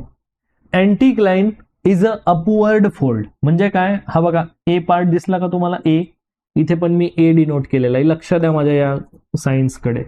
दिसतोय का, हा ए. ए म्हणजे काय की जेव्हा एखादी घडी पडते तर त्या घडीमध्ये तुम्हाला जो वरचा फोल्ड दिसतो, वरचा म्हणजे अपवर्ड फोल्ड जो दिसून येतो, where rock layered are arched upward, जो एक वक्राकार भाग तयार होतो, वक्राकार कमानीसारखा भाग तयार होतो. So the oldest rock are found at the core of the anticline. आणि ह्या स्ट्रक्चरमध्ये जेव्हा तुम्हाला अँटिक्लाइनची रचना तुम्ही बघतात तर ह्या अँटिक्लाइन स्ट्रक्चरमध्ये हा जो आर्च आहे याचा जो कोर पार्ट असेल यात तुम्हाला सगळ्यात जुन्या टाईपचा खडक बघायला मिळतो, ओल्डेस्ट रॉक बघायला मिळतो. समजतंय, कारण तो सगळ्यात खाली असतो ना, खाली असल्यामुळे जेव्हा तो फोल्ड दाबला जाईल त्यावेळेस तो भाग थोडासा वर येतो, त्यामुळे तुम्हाला त्याचा कोर भाग जो आहे हा कसा दिसेल, हा कोर पार्ट तुमचा सगळ्यात जुन्या खडकांचा तयार दिसतो. So the oldest rock are found at the core of anticline. ज्यावेळेस तुमचा अपनतीचा भाग तुम्हाला बघायला मिळतो. समजते. सो या भागामध्ये तुम्ही हे म्हणू शकणार की तुम्हाला सगळ्यात महत्वाचा जो कोर खडकांचा पार्ट आहे तो इथे दिसून येणार. एक्झाम्पल जर बघितलं तर ॲपलेशियन माउंटेन रेंज जी आहे तर या Appalachian mountain range in eastern United State, पूर्व अमेरिकेची जी बाजू आहे या भागात तुम्हाला दिसेल प्रॉमिनंट अँटीक्लाइन्स दिसतील तुम्हाला. असे प्रतिवर्तित भाग जे आहे, वर आलेले जे घड्यांची रचना आहे ही तुम्हाला तिथे बघायला मिळते. सर अजून काही वेगवेगळे प्रकार पण आहेत ना यामध्ये. या वेगवेगळ्या प्रकारांमध्ये जर बघितलं तर सर सिंकलाइन पण आपल्याला एक प्रोसेस दिसते. सिंकलाइन म्हणजे काय की ज्या वेळेस तुम्ही एखादे फोल्ड बघत असतात तर या फोल्ड मध्ये जो खालचा जो भाग आहे, हा जो खालचा स्पॉट आहे हा सिंकलाइन म्हणून कन्सिडर केला जातो. आलं लक्षात? हा जो आहे हा सिंकलाइन म्हणून कन्सिडर करतात. हे लक्षात असू द्या सर्वांनी. So a syncline is a downward fold, खालच्या बाजूला झालेली घडी, where the rock layers are bend downward, जो खडकांचा भाग आहे हा खालच्या बाजूला बेंड होत असतो. आलं लक्षात? मग अशा ठिकाणी तुम्हाला यंगेस्ट रॉक बघायला मिळतो at the core of syncline. कारण जो सगळ्यात वरचा भाग होता पृष्ठभागाचा, हाच वरचा भाग जो आहे हा खाली दाबला गेला ना, त्यामुळे या पर्टिक्युलर सिंकलाइनचा जो कोस्ट म्हणजे कोर भाग असेल, इथे तुम्हाला यंगेस्ट खडक जो आहे किंवा यंगेस्ट टाइप्स ऑफ रॉक तुम्हाला तिथे बघायला मिळतो. हे इथे लक्षात ठेवायचं. सर्वात तरुण प्रकारचा खडक यंग रॉक फॉर्मेशन तिथे झालेलं दिसून येतं. कोणत्या ठिकाणी? At the core of syncline मध्ये तुम्हाला पूर्ण नवीन टाईपचा यंगेस्ट टाईपचा खडक जो आहे हा बघायला मिळतो. आता याचं जर एक्झाम्पल किंवा याचं एक उदाहरण जर बघितलं तर तुम्हाला दिसेल की व्हॅली अँड रिजेस प्रोव्हिन्सेस, म्हणजे valley and ridge province of the Appalachian mountain range मध्ये तुम्हाला दऱ्या खोऱ्यांचा जो भाग आहे इथे तुम्हाला दिसेल की characterised by a series of alternating syncline anticline syncline and, म्हणजे तिथे प्रॉपर फोल्ड स्ट्रक्चर ऑब्झर्व करता येतो. असं हे ॲपलेशियन माउंटेन रेंजच्या भागातलं क्षेत्र आहे, जिथे तुम्ही ही पर्टिक्युलर संरचना व्यवस्थित बघू शकता. आलं लक्षात सर्वांना? ठीक आहे. हा जो पार्ट आहे हा झाला सिंकलाइन, की ज्याला समवर्त भाग म्हटलं जातं, प्रतिवर्त आणि समवर्त. तिसरा जो पार्ट येतो मोनोक्लाइन. मोनोक्लाइन इज द सिंगल बेंड, एकच वक्राकार भाग तयार होत असतोय, single bend fold in an otherwise horizontal rock layer, and this fold often formed due to the faulting beneath the earth surface. आणि ज्या वेळेस पृथ्वीच्या खाली काही प्रस्तरभंग म्हणजे भूपृष्ठाच्या खाली ज्यावेळेस काही प्रस्तरभंग घडून येतो त्यावेळेस तुम्हाला एकच बाजूचा फोल्ड तयार होताना दिसतो. म्हणजे फॉर एक्झाम्पल हा सरफेस आहे आणि त्यामुळे तुम्हाला असा एकच बाजूचा फोल्ड जो आहे हा तयार होताना दिसू शकतो. समजतंय? सो ज्या वेळेस पृथ्वीच्या खाली काही फॉल्टिंग घडून येते, प्रस्तरभंग घडून येत असते या सरफेसच्या खाली, तर त्यावेळेस तुम्हाला असं स्ट्रक्चर दिसेल. मग सर असं कुठे दिसेल? मग तुम्हाला दिसेल कोलोराडो प्लॅट्यू मध्ये तुम्हाला दिसून येत असते monocline form due to the compressional फोर्समुळे. आणि हे मोनोक्लाइन कधी फॉर्म होतात? ज्यावेळेस कंप्रेशनल फोर्स काम करतो त्यावेळेस तुम्हाला दिसेल. बऱ्याच वेळेला भाग वर उचलला जात असतोय, हे स्ट्रक्चर आपल्याला इथे दिसून येतं. Just a minute, all of you guys.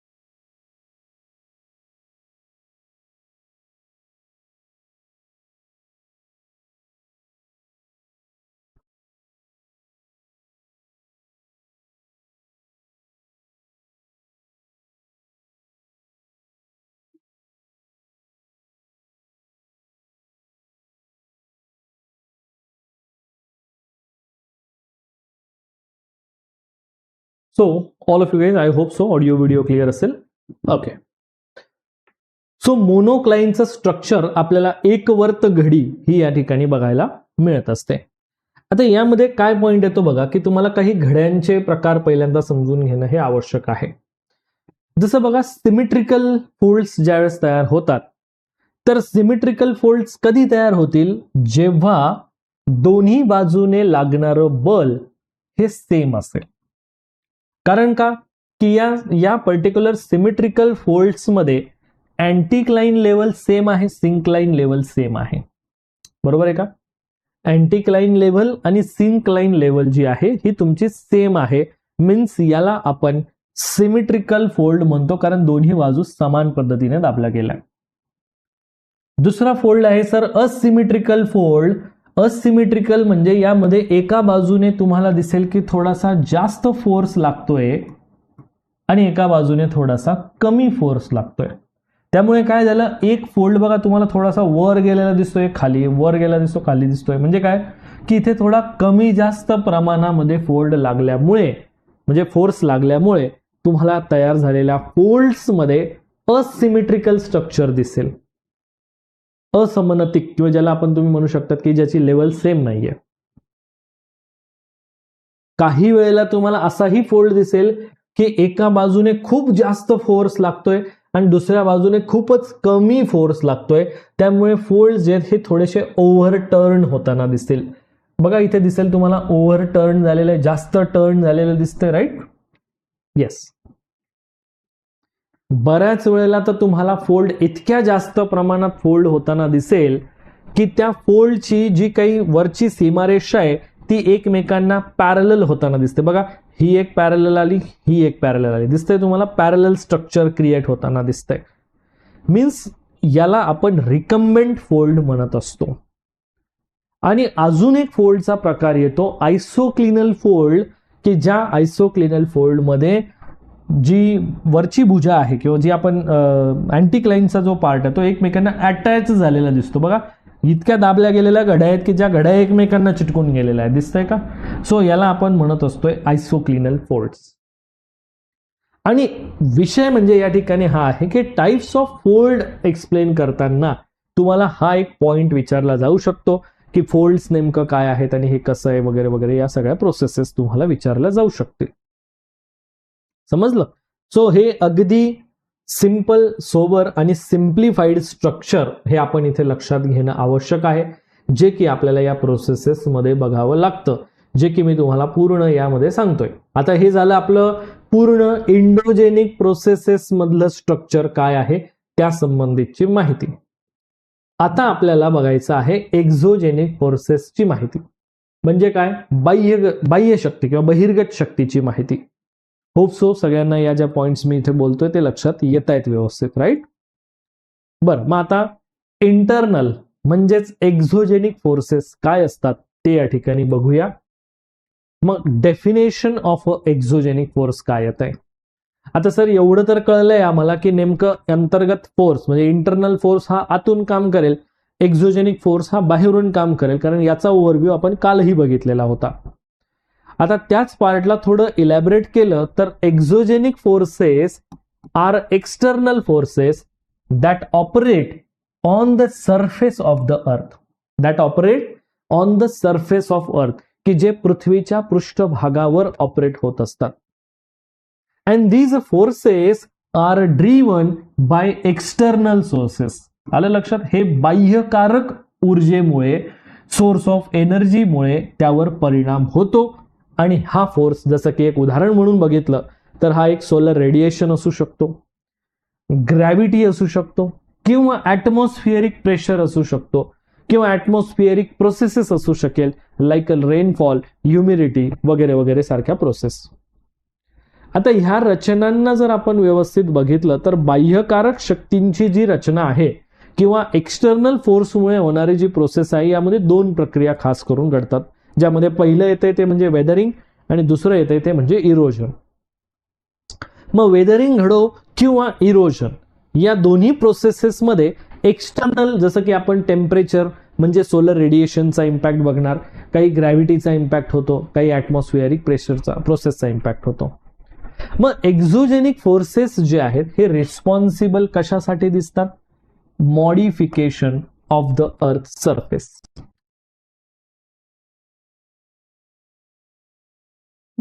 Of the earth surface हे दिसून येतं.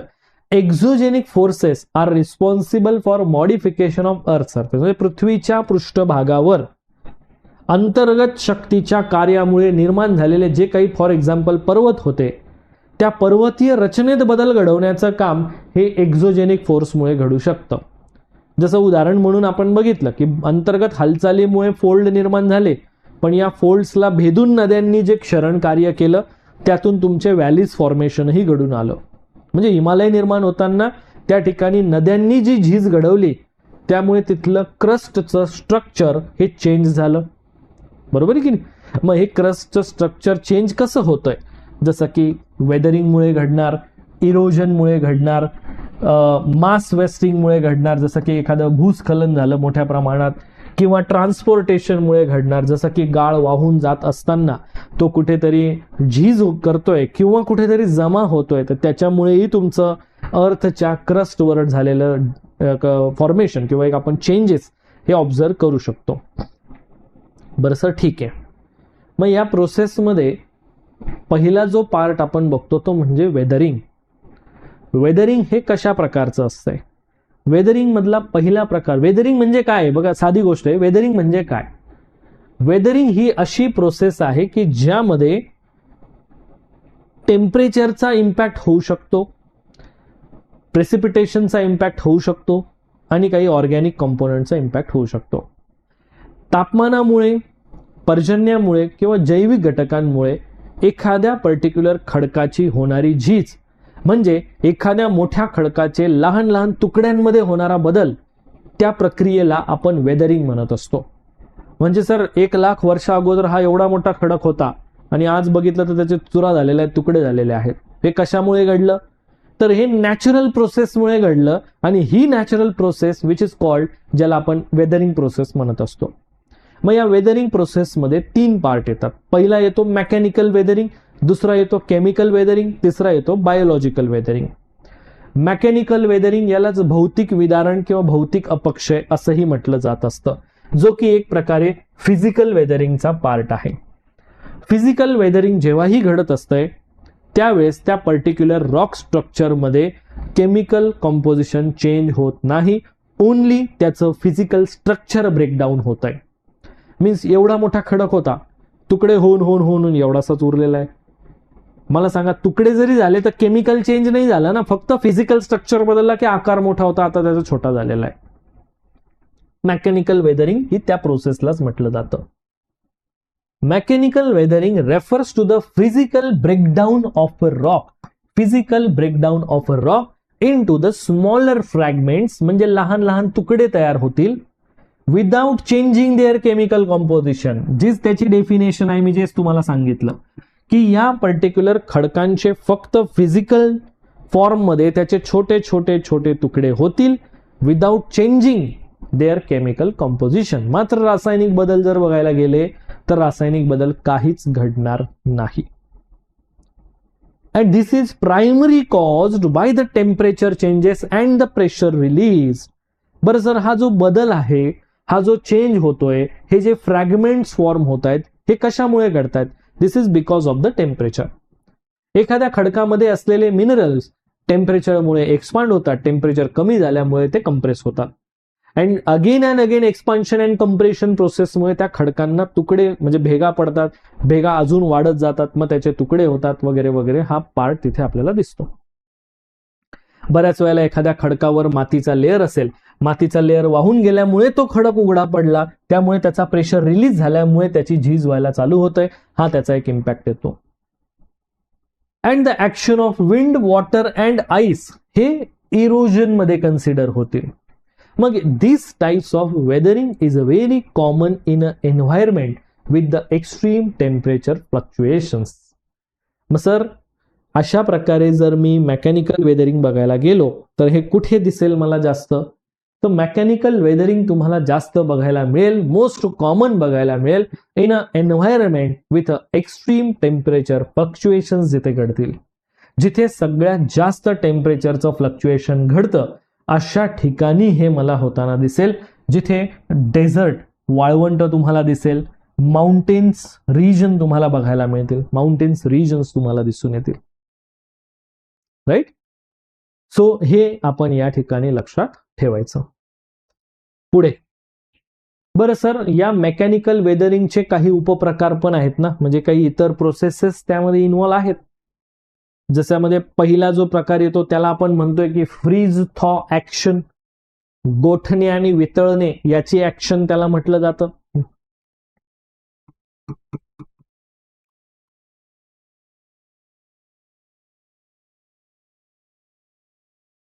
गोठणे आणि वितळणे या प्रोसेसमध्ये काय होतंय, ही प्रोसेस मोस्टली तुमची कोल्ड रिजन मध्ये घडते. गोठण्याचं काम तर थंड ठिकाणीच होईल ना, वाळवंटात थोडी ना होणार आहे. सो फ्रीज थॉ ऍक्शन जी आहे ही प्रोसेस कुठे होणार?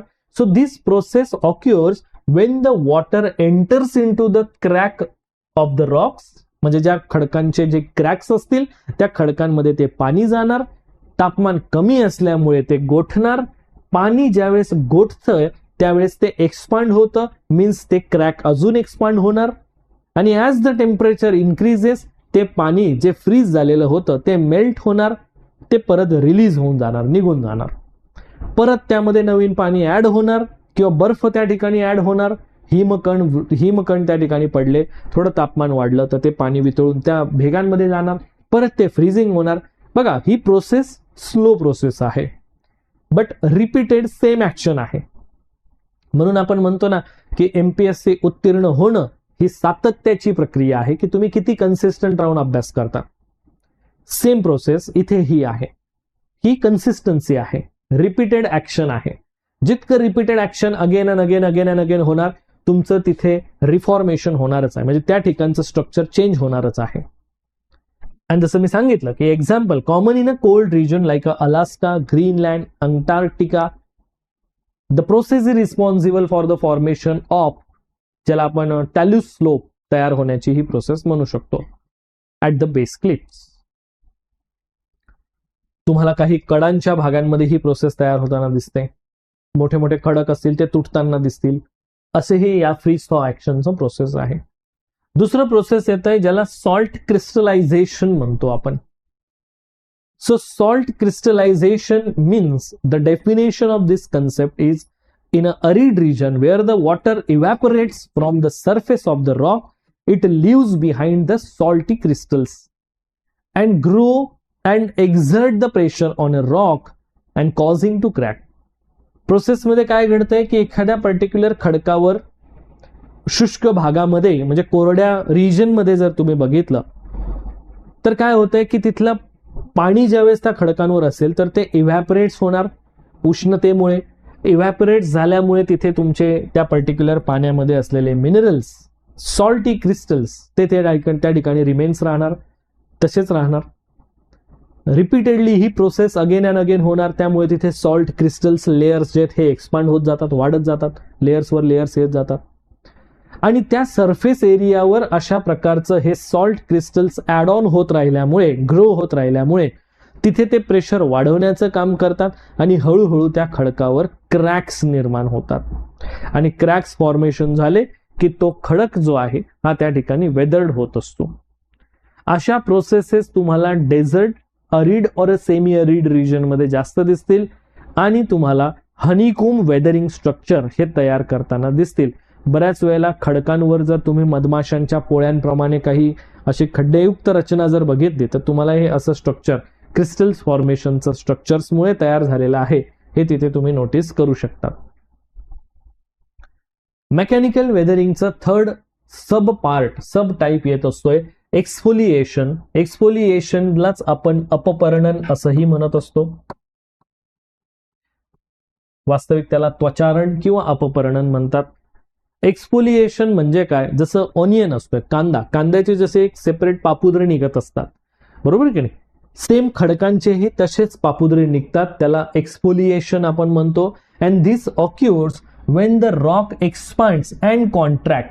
ज्या वेळेस खडकांमध्ये असलेले मिनरल्स हे because of the temperature expand आणि कॉन्ट्रॅक्ट होतील, तर ही रिपीटेड प्रोसेस घडत असल्यामुळे टेम्परेचर फ्लक्च्युएशन्सच्या या प्रोसेसमुळे आउटर लेअर जो आहे हा तुमचा एक्सफोलिएट होत असतो.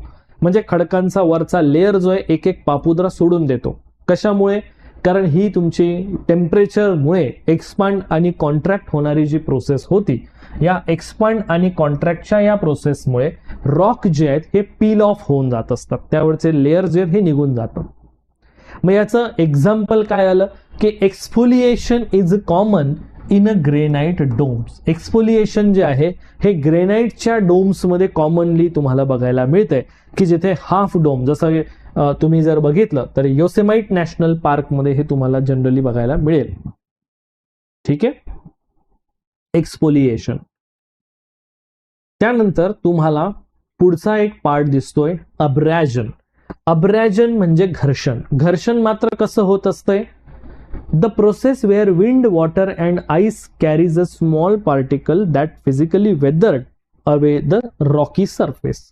ज्यावेळेस नदी, हिमनदी, वारा आपल्यासोबत वाळूचे, खडकांचे जे काही छोटे मोठे कण आपल्यासोबत वाहून नेतो, तर हे वाहून नेले जात असताना ज्या खडकांवरून ते घासून नेले जातील त्याचीही झीज होत असते. And this is the type of physical weathering. मग यामध्ये काय होत असतंय? जसं की आता फॉर एक्झाम्पल तुम्ही डेझर्ट रिजनमध्ये बघितलं तर विंड ब्लोन सँडमुळे तिथे तुम्हाला व्हर्टिफेक्ट्स तयार होताना दिसतात. ज्याला व्हेंटिफेक्ट्समध्ये काय होत असतंय की एखादा खडक असतो ज्याच्यावर हे वाळूचे कण वारंवार आघात करतील, त्याला पॉलिश करण्याचं काम करतील, त्याला घासून जातात आणि तो खडक जो असेल हा अगदी गुळगुळीत होत असतो. येतंय लक्षात? सो हे तुम्हाला व्हेंटिफॅक्ट्स जे आहेत हे तुम्हाला इथे तयार होताना दिसतील. सो हे आपल्याला एक स्वरूप बघायला मिळतंय जे आपण वेदरिंगचा पहिला फॉर्म, ज्यामध्ये आपण मेकॅनिकल वेदरिंगचा फॉर्म मध्ये बघितलं.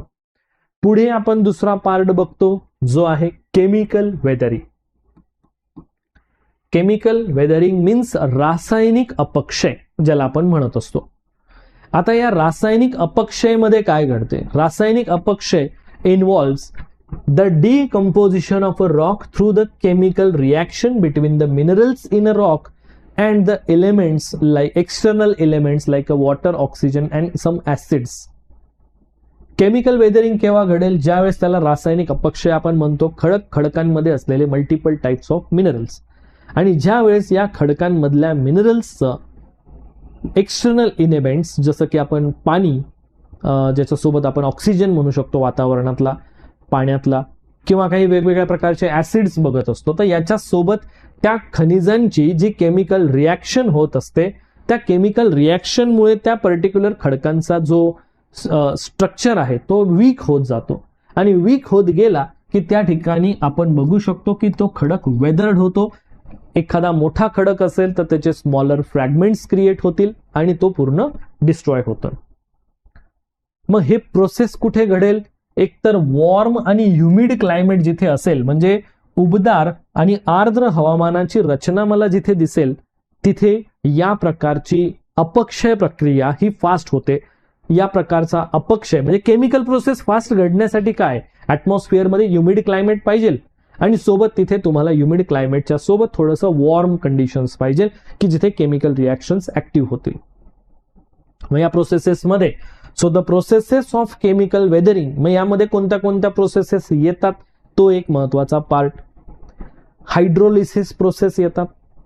हायड्रोलिसिस प्रोसेस म्हणजे काय की ज्यामध्ये a process where water reacts with the mineral in a rock and to form a clay minerals and other compounds, की ज्या वेळेस पाण्याची त्या पर्टिक्युलर खडकांमध्ये असलेल्या मिनरल्स सोबत ज्यावेळेस रासायनिक अभिक्रिया घडत असते, तर त्यावेळेस काही चिकन मातीचे घटक किंवा क्ले मिनरल्स तयार होत असतात, काही कंपाऊंड्स तयार होतात.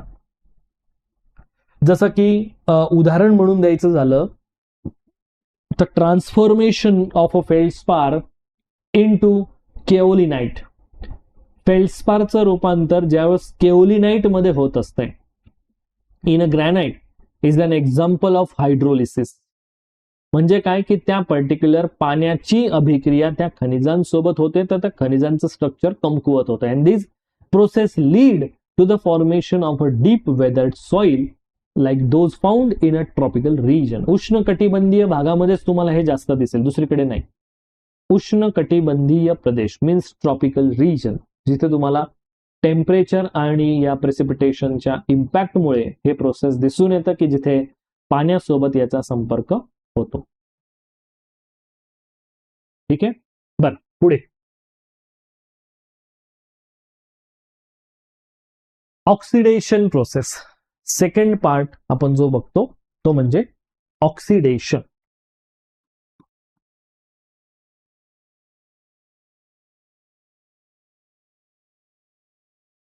ऑक्सिडेशनचं डेफिनेशन काय आहे? The reaction of mineral with oxygen. ज्यावेळेस खनिजांचं, खडकांमध्ये असलेल्या खनिजांचं ऑक्सिजन सोबत ज्यावेळेस अभिक्रिया होईल, the reaction of minerals with oxygen, particularly iron rich minerals, विशेष करून ज्यावेळेस लोहयुक्त खनिज त्या पर्टिक्युलर खडकांमध्ये जर असतील तर ऑक्सिजन सोबत अभिक्रिया होऊन त्या ठिकाणी रस्टिंग होत असते किंवा आयर्न ऑक्साइड्स तयार होत असताना दिसेल. आणि असं जर उदाहरण तुम्ही बघितलं तर मोस्टली तुम्हाला ज्या ठिकाणी लॅटेराइट सॉइल फॉर्मेशन घडताना दिसतंय तिथेही तुम्ही बघू शकतात रेड अँड ब्राऊन कलरेशन तुम्हाला झालेलं दिसतं. जसं की ग्रँड कॅनियन व्हॅली एक उदाहरण आहे, तुम्हाला दिसेल की ज्या ग्रँड कॅनियन व्हॅलीमध्ये ऑक्सिडेशन प्रोसेस ही लार्ज क्वांटिटीमध्ये घडते आणि ह्या ऑक्सिडेशन प्रोसेसेसमुळे तुम्हाला या ग्रँड कॅनियनचा कलर थोडा रेडिश झालेला दिसून येत असतो. कारण का की तिथे ऑक्सिडेशन प्रोसेस घडते ना, केमिकल वेदरिंग तिथे जास्त घडून येत आहे. थर्ड टाईप येतो तो म्हणजे carbonation process. Carbonation process, carbonation म्हणजे काय की this occurs when the carbon dioxide dissolve in a water from a weak acid form. आता काय होतं बघा, पावसाचं पाणी ज्यावेळेस as a form of rainfall खाली येतंय त्यावेळेस ॲटमॉस्फिअरमध्ये असलेला कार्बन डायऑक्साईड त्या पाण्यामध्ये मिक्स होतो आणि जे पाणी तयार होऊन पावसाचं पाणी खाली येतंय ते एक माइल्ड स्वरूपाचं कार्बोनिक ऍसिड आपल्याला दिसून येतंय, जो एक वीक ऍसिड आहे. तुम्ही म्हणा सर वीक आहे ना, काय मोठा फरक पडतोय?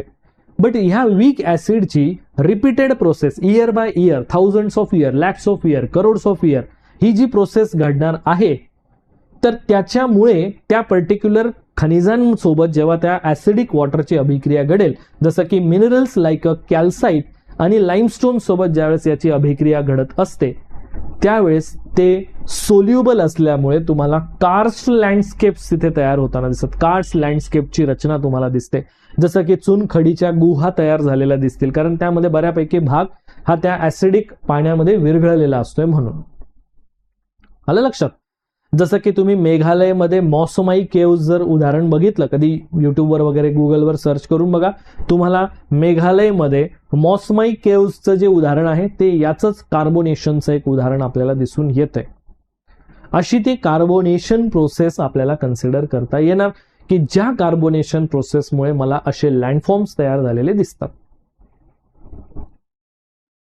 Now moving towards the last point, biological weathering. Exogenic forces मध्ये आपल्याला वेदरिंग प्रकार बघताना बायोलॉजिकल वेदरिंग हा एक प्रकार दिसतो, ज्यामध्ये जैविक अपक्षय ज्याला म्हणतो. साधी गोष्ट आहे की सर जैविक अपक्षय म्हणजे यामध्ये काही लिव्हिंग ऑर्गॅनिझम्स इनपुट्स असेल ना, जसं की काही प्लांट असेल, काही ॲनिमल्स असेल, काही मायक्रो ऑर्गॅनिझम्स असतील. So biological weathering occurs due to because of the action of some plants, action of animals and micro organisms.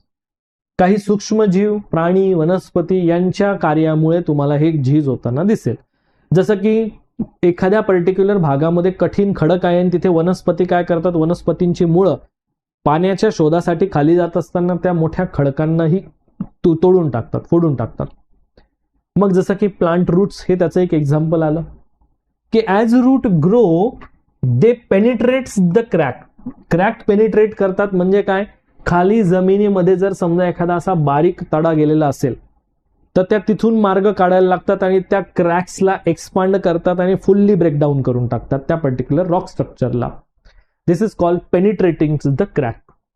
त्या क्रॅक्सला पेनिट्रेट करणं and causing them to split. But penetrate इतकं करायचंय की त्याला डायरेक्टली दोन तुकडे करायचे. आता फॉर एक्झाम्पल समजून घ्या, ठीक आहे, आता इथे तुम्हाला व्यवस्थित समजून येईल.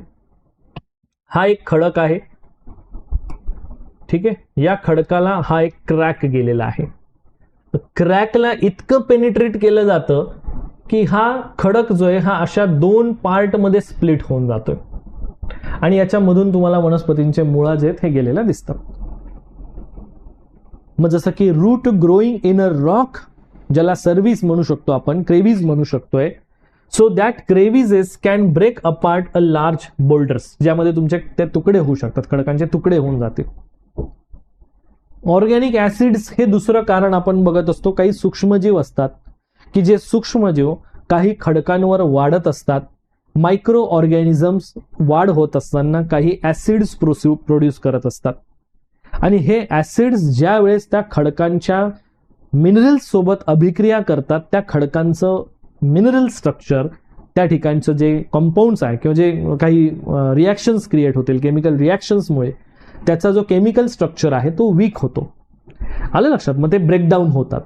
मग असे खडक ज्यावेळेस या केमिकल रिॲक्शनमुळे ब्रेकडाऊन होतात, जसं की लिंचेस आहे, कवक आहेत, फंगस आहेत, हे आपण या ठिकाणी काही एक्झाम्पल्स म्हणून या ठिकाणी कन्सिडर करतो. आलं सर्वांना लक्षात? सो हा पार्ट आपण इथे लक्षात ठेवायचा. सो वीक ऍसिड्स मुळे आपल्याला हे स्ट्रक्चर तयार होताना दिसेल.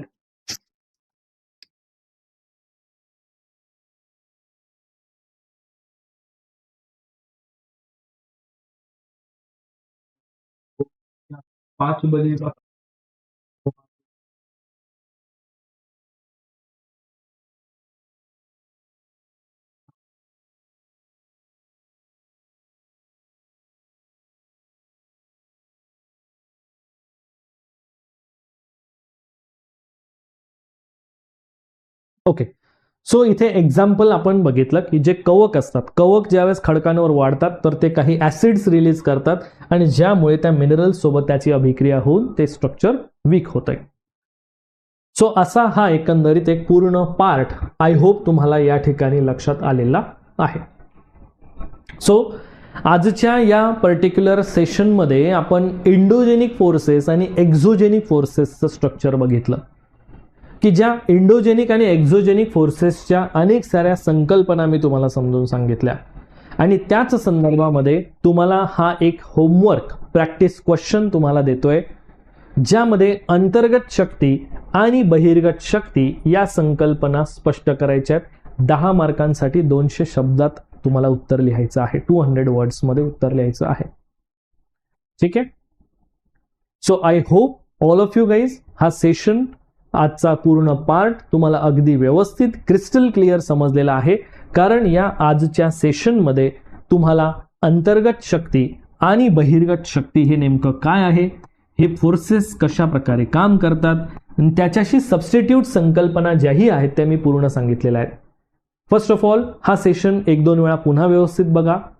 सेम टॉपिक रेफरन्सेसमध्ये 2-3 वेळा पुन्हा रीड करा आणि देन नोट्स काढा आणि त्या नोट्सला रिवाइज करत चला. म्हणजे तुमच्याकडे एक कंपाइल्ड स्वरूपाचं नोट्स असेल की जे तुम्हाला बेस्ट अंडरस्टँडिंग प्रोव्हाइड करेल.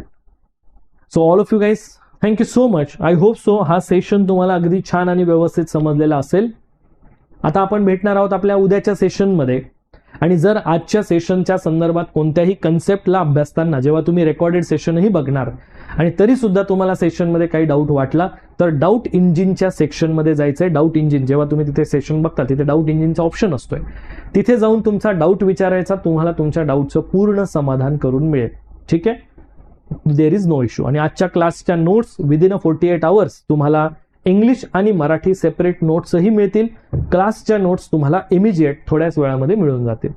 So thank you so much all of you guys. भेटूया नेक्स्ट सेशनमध्ये. जय हिंद.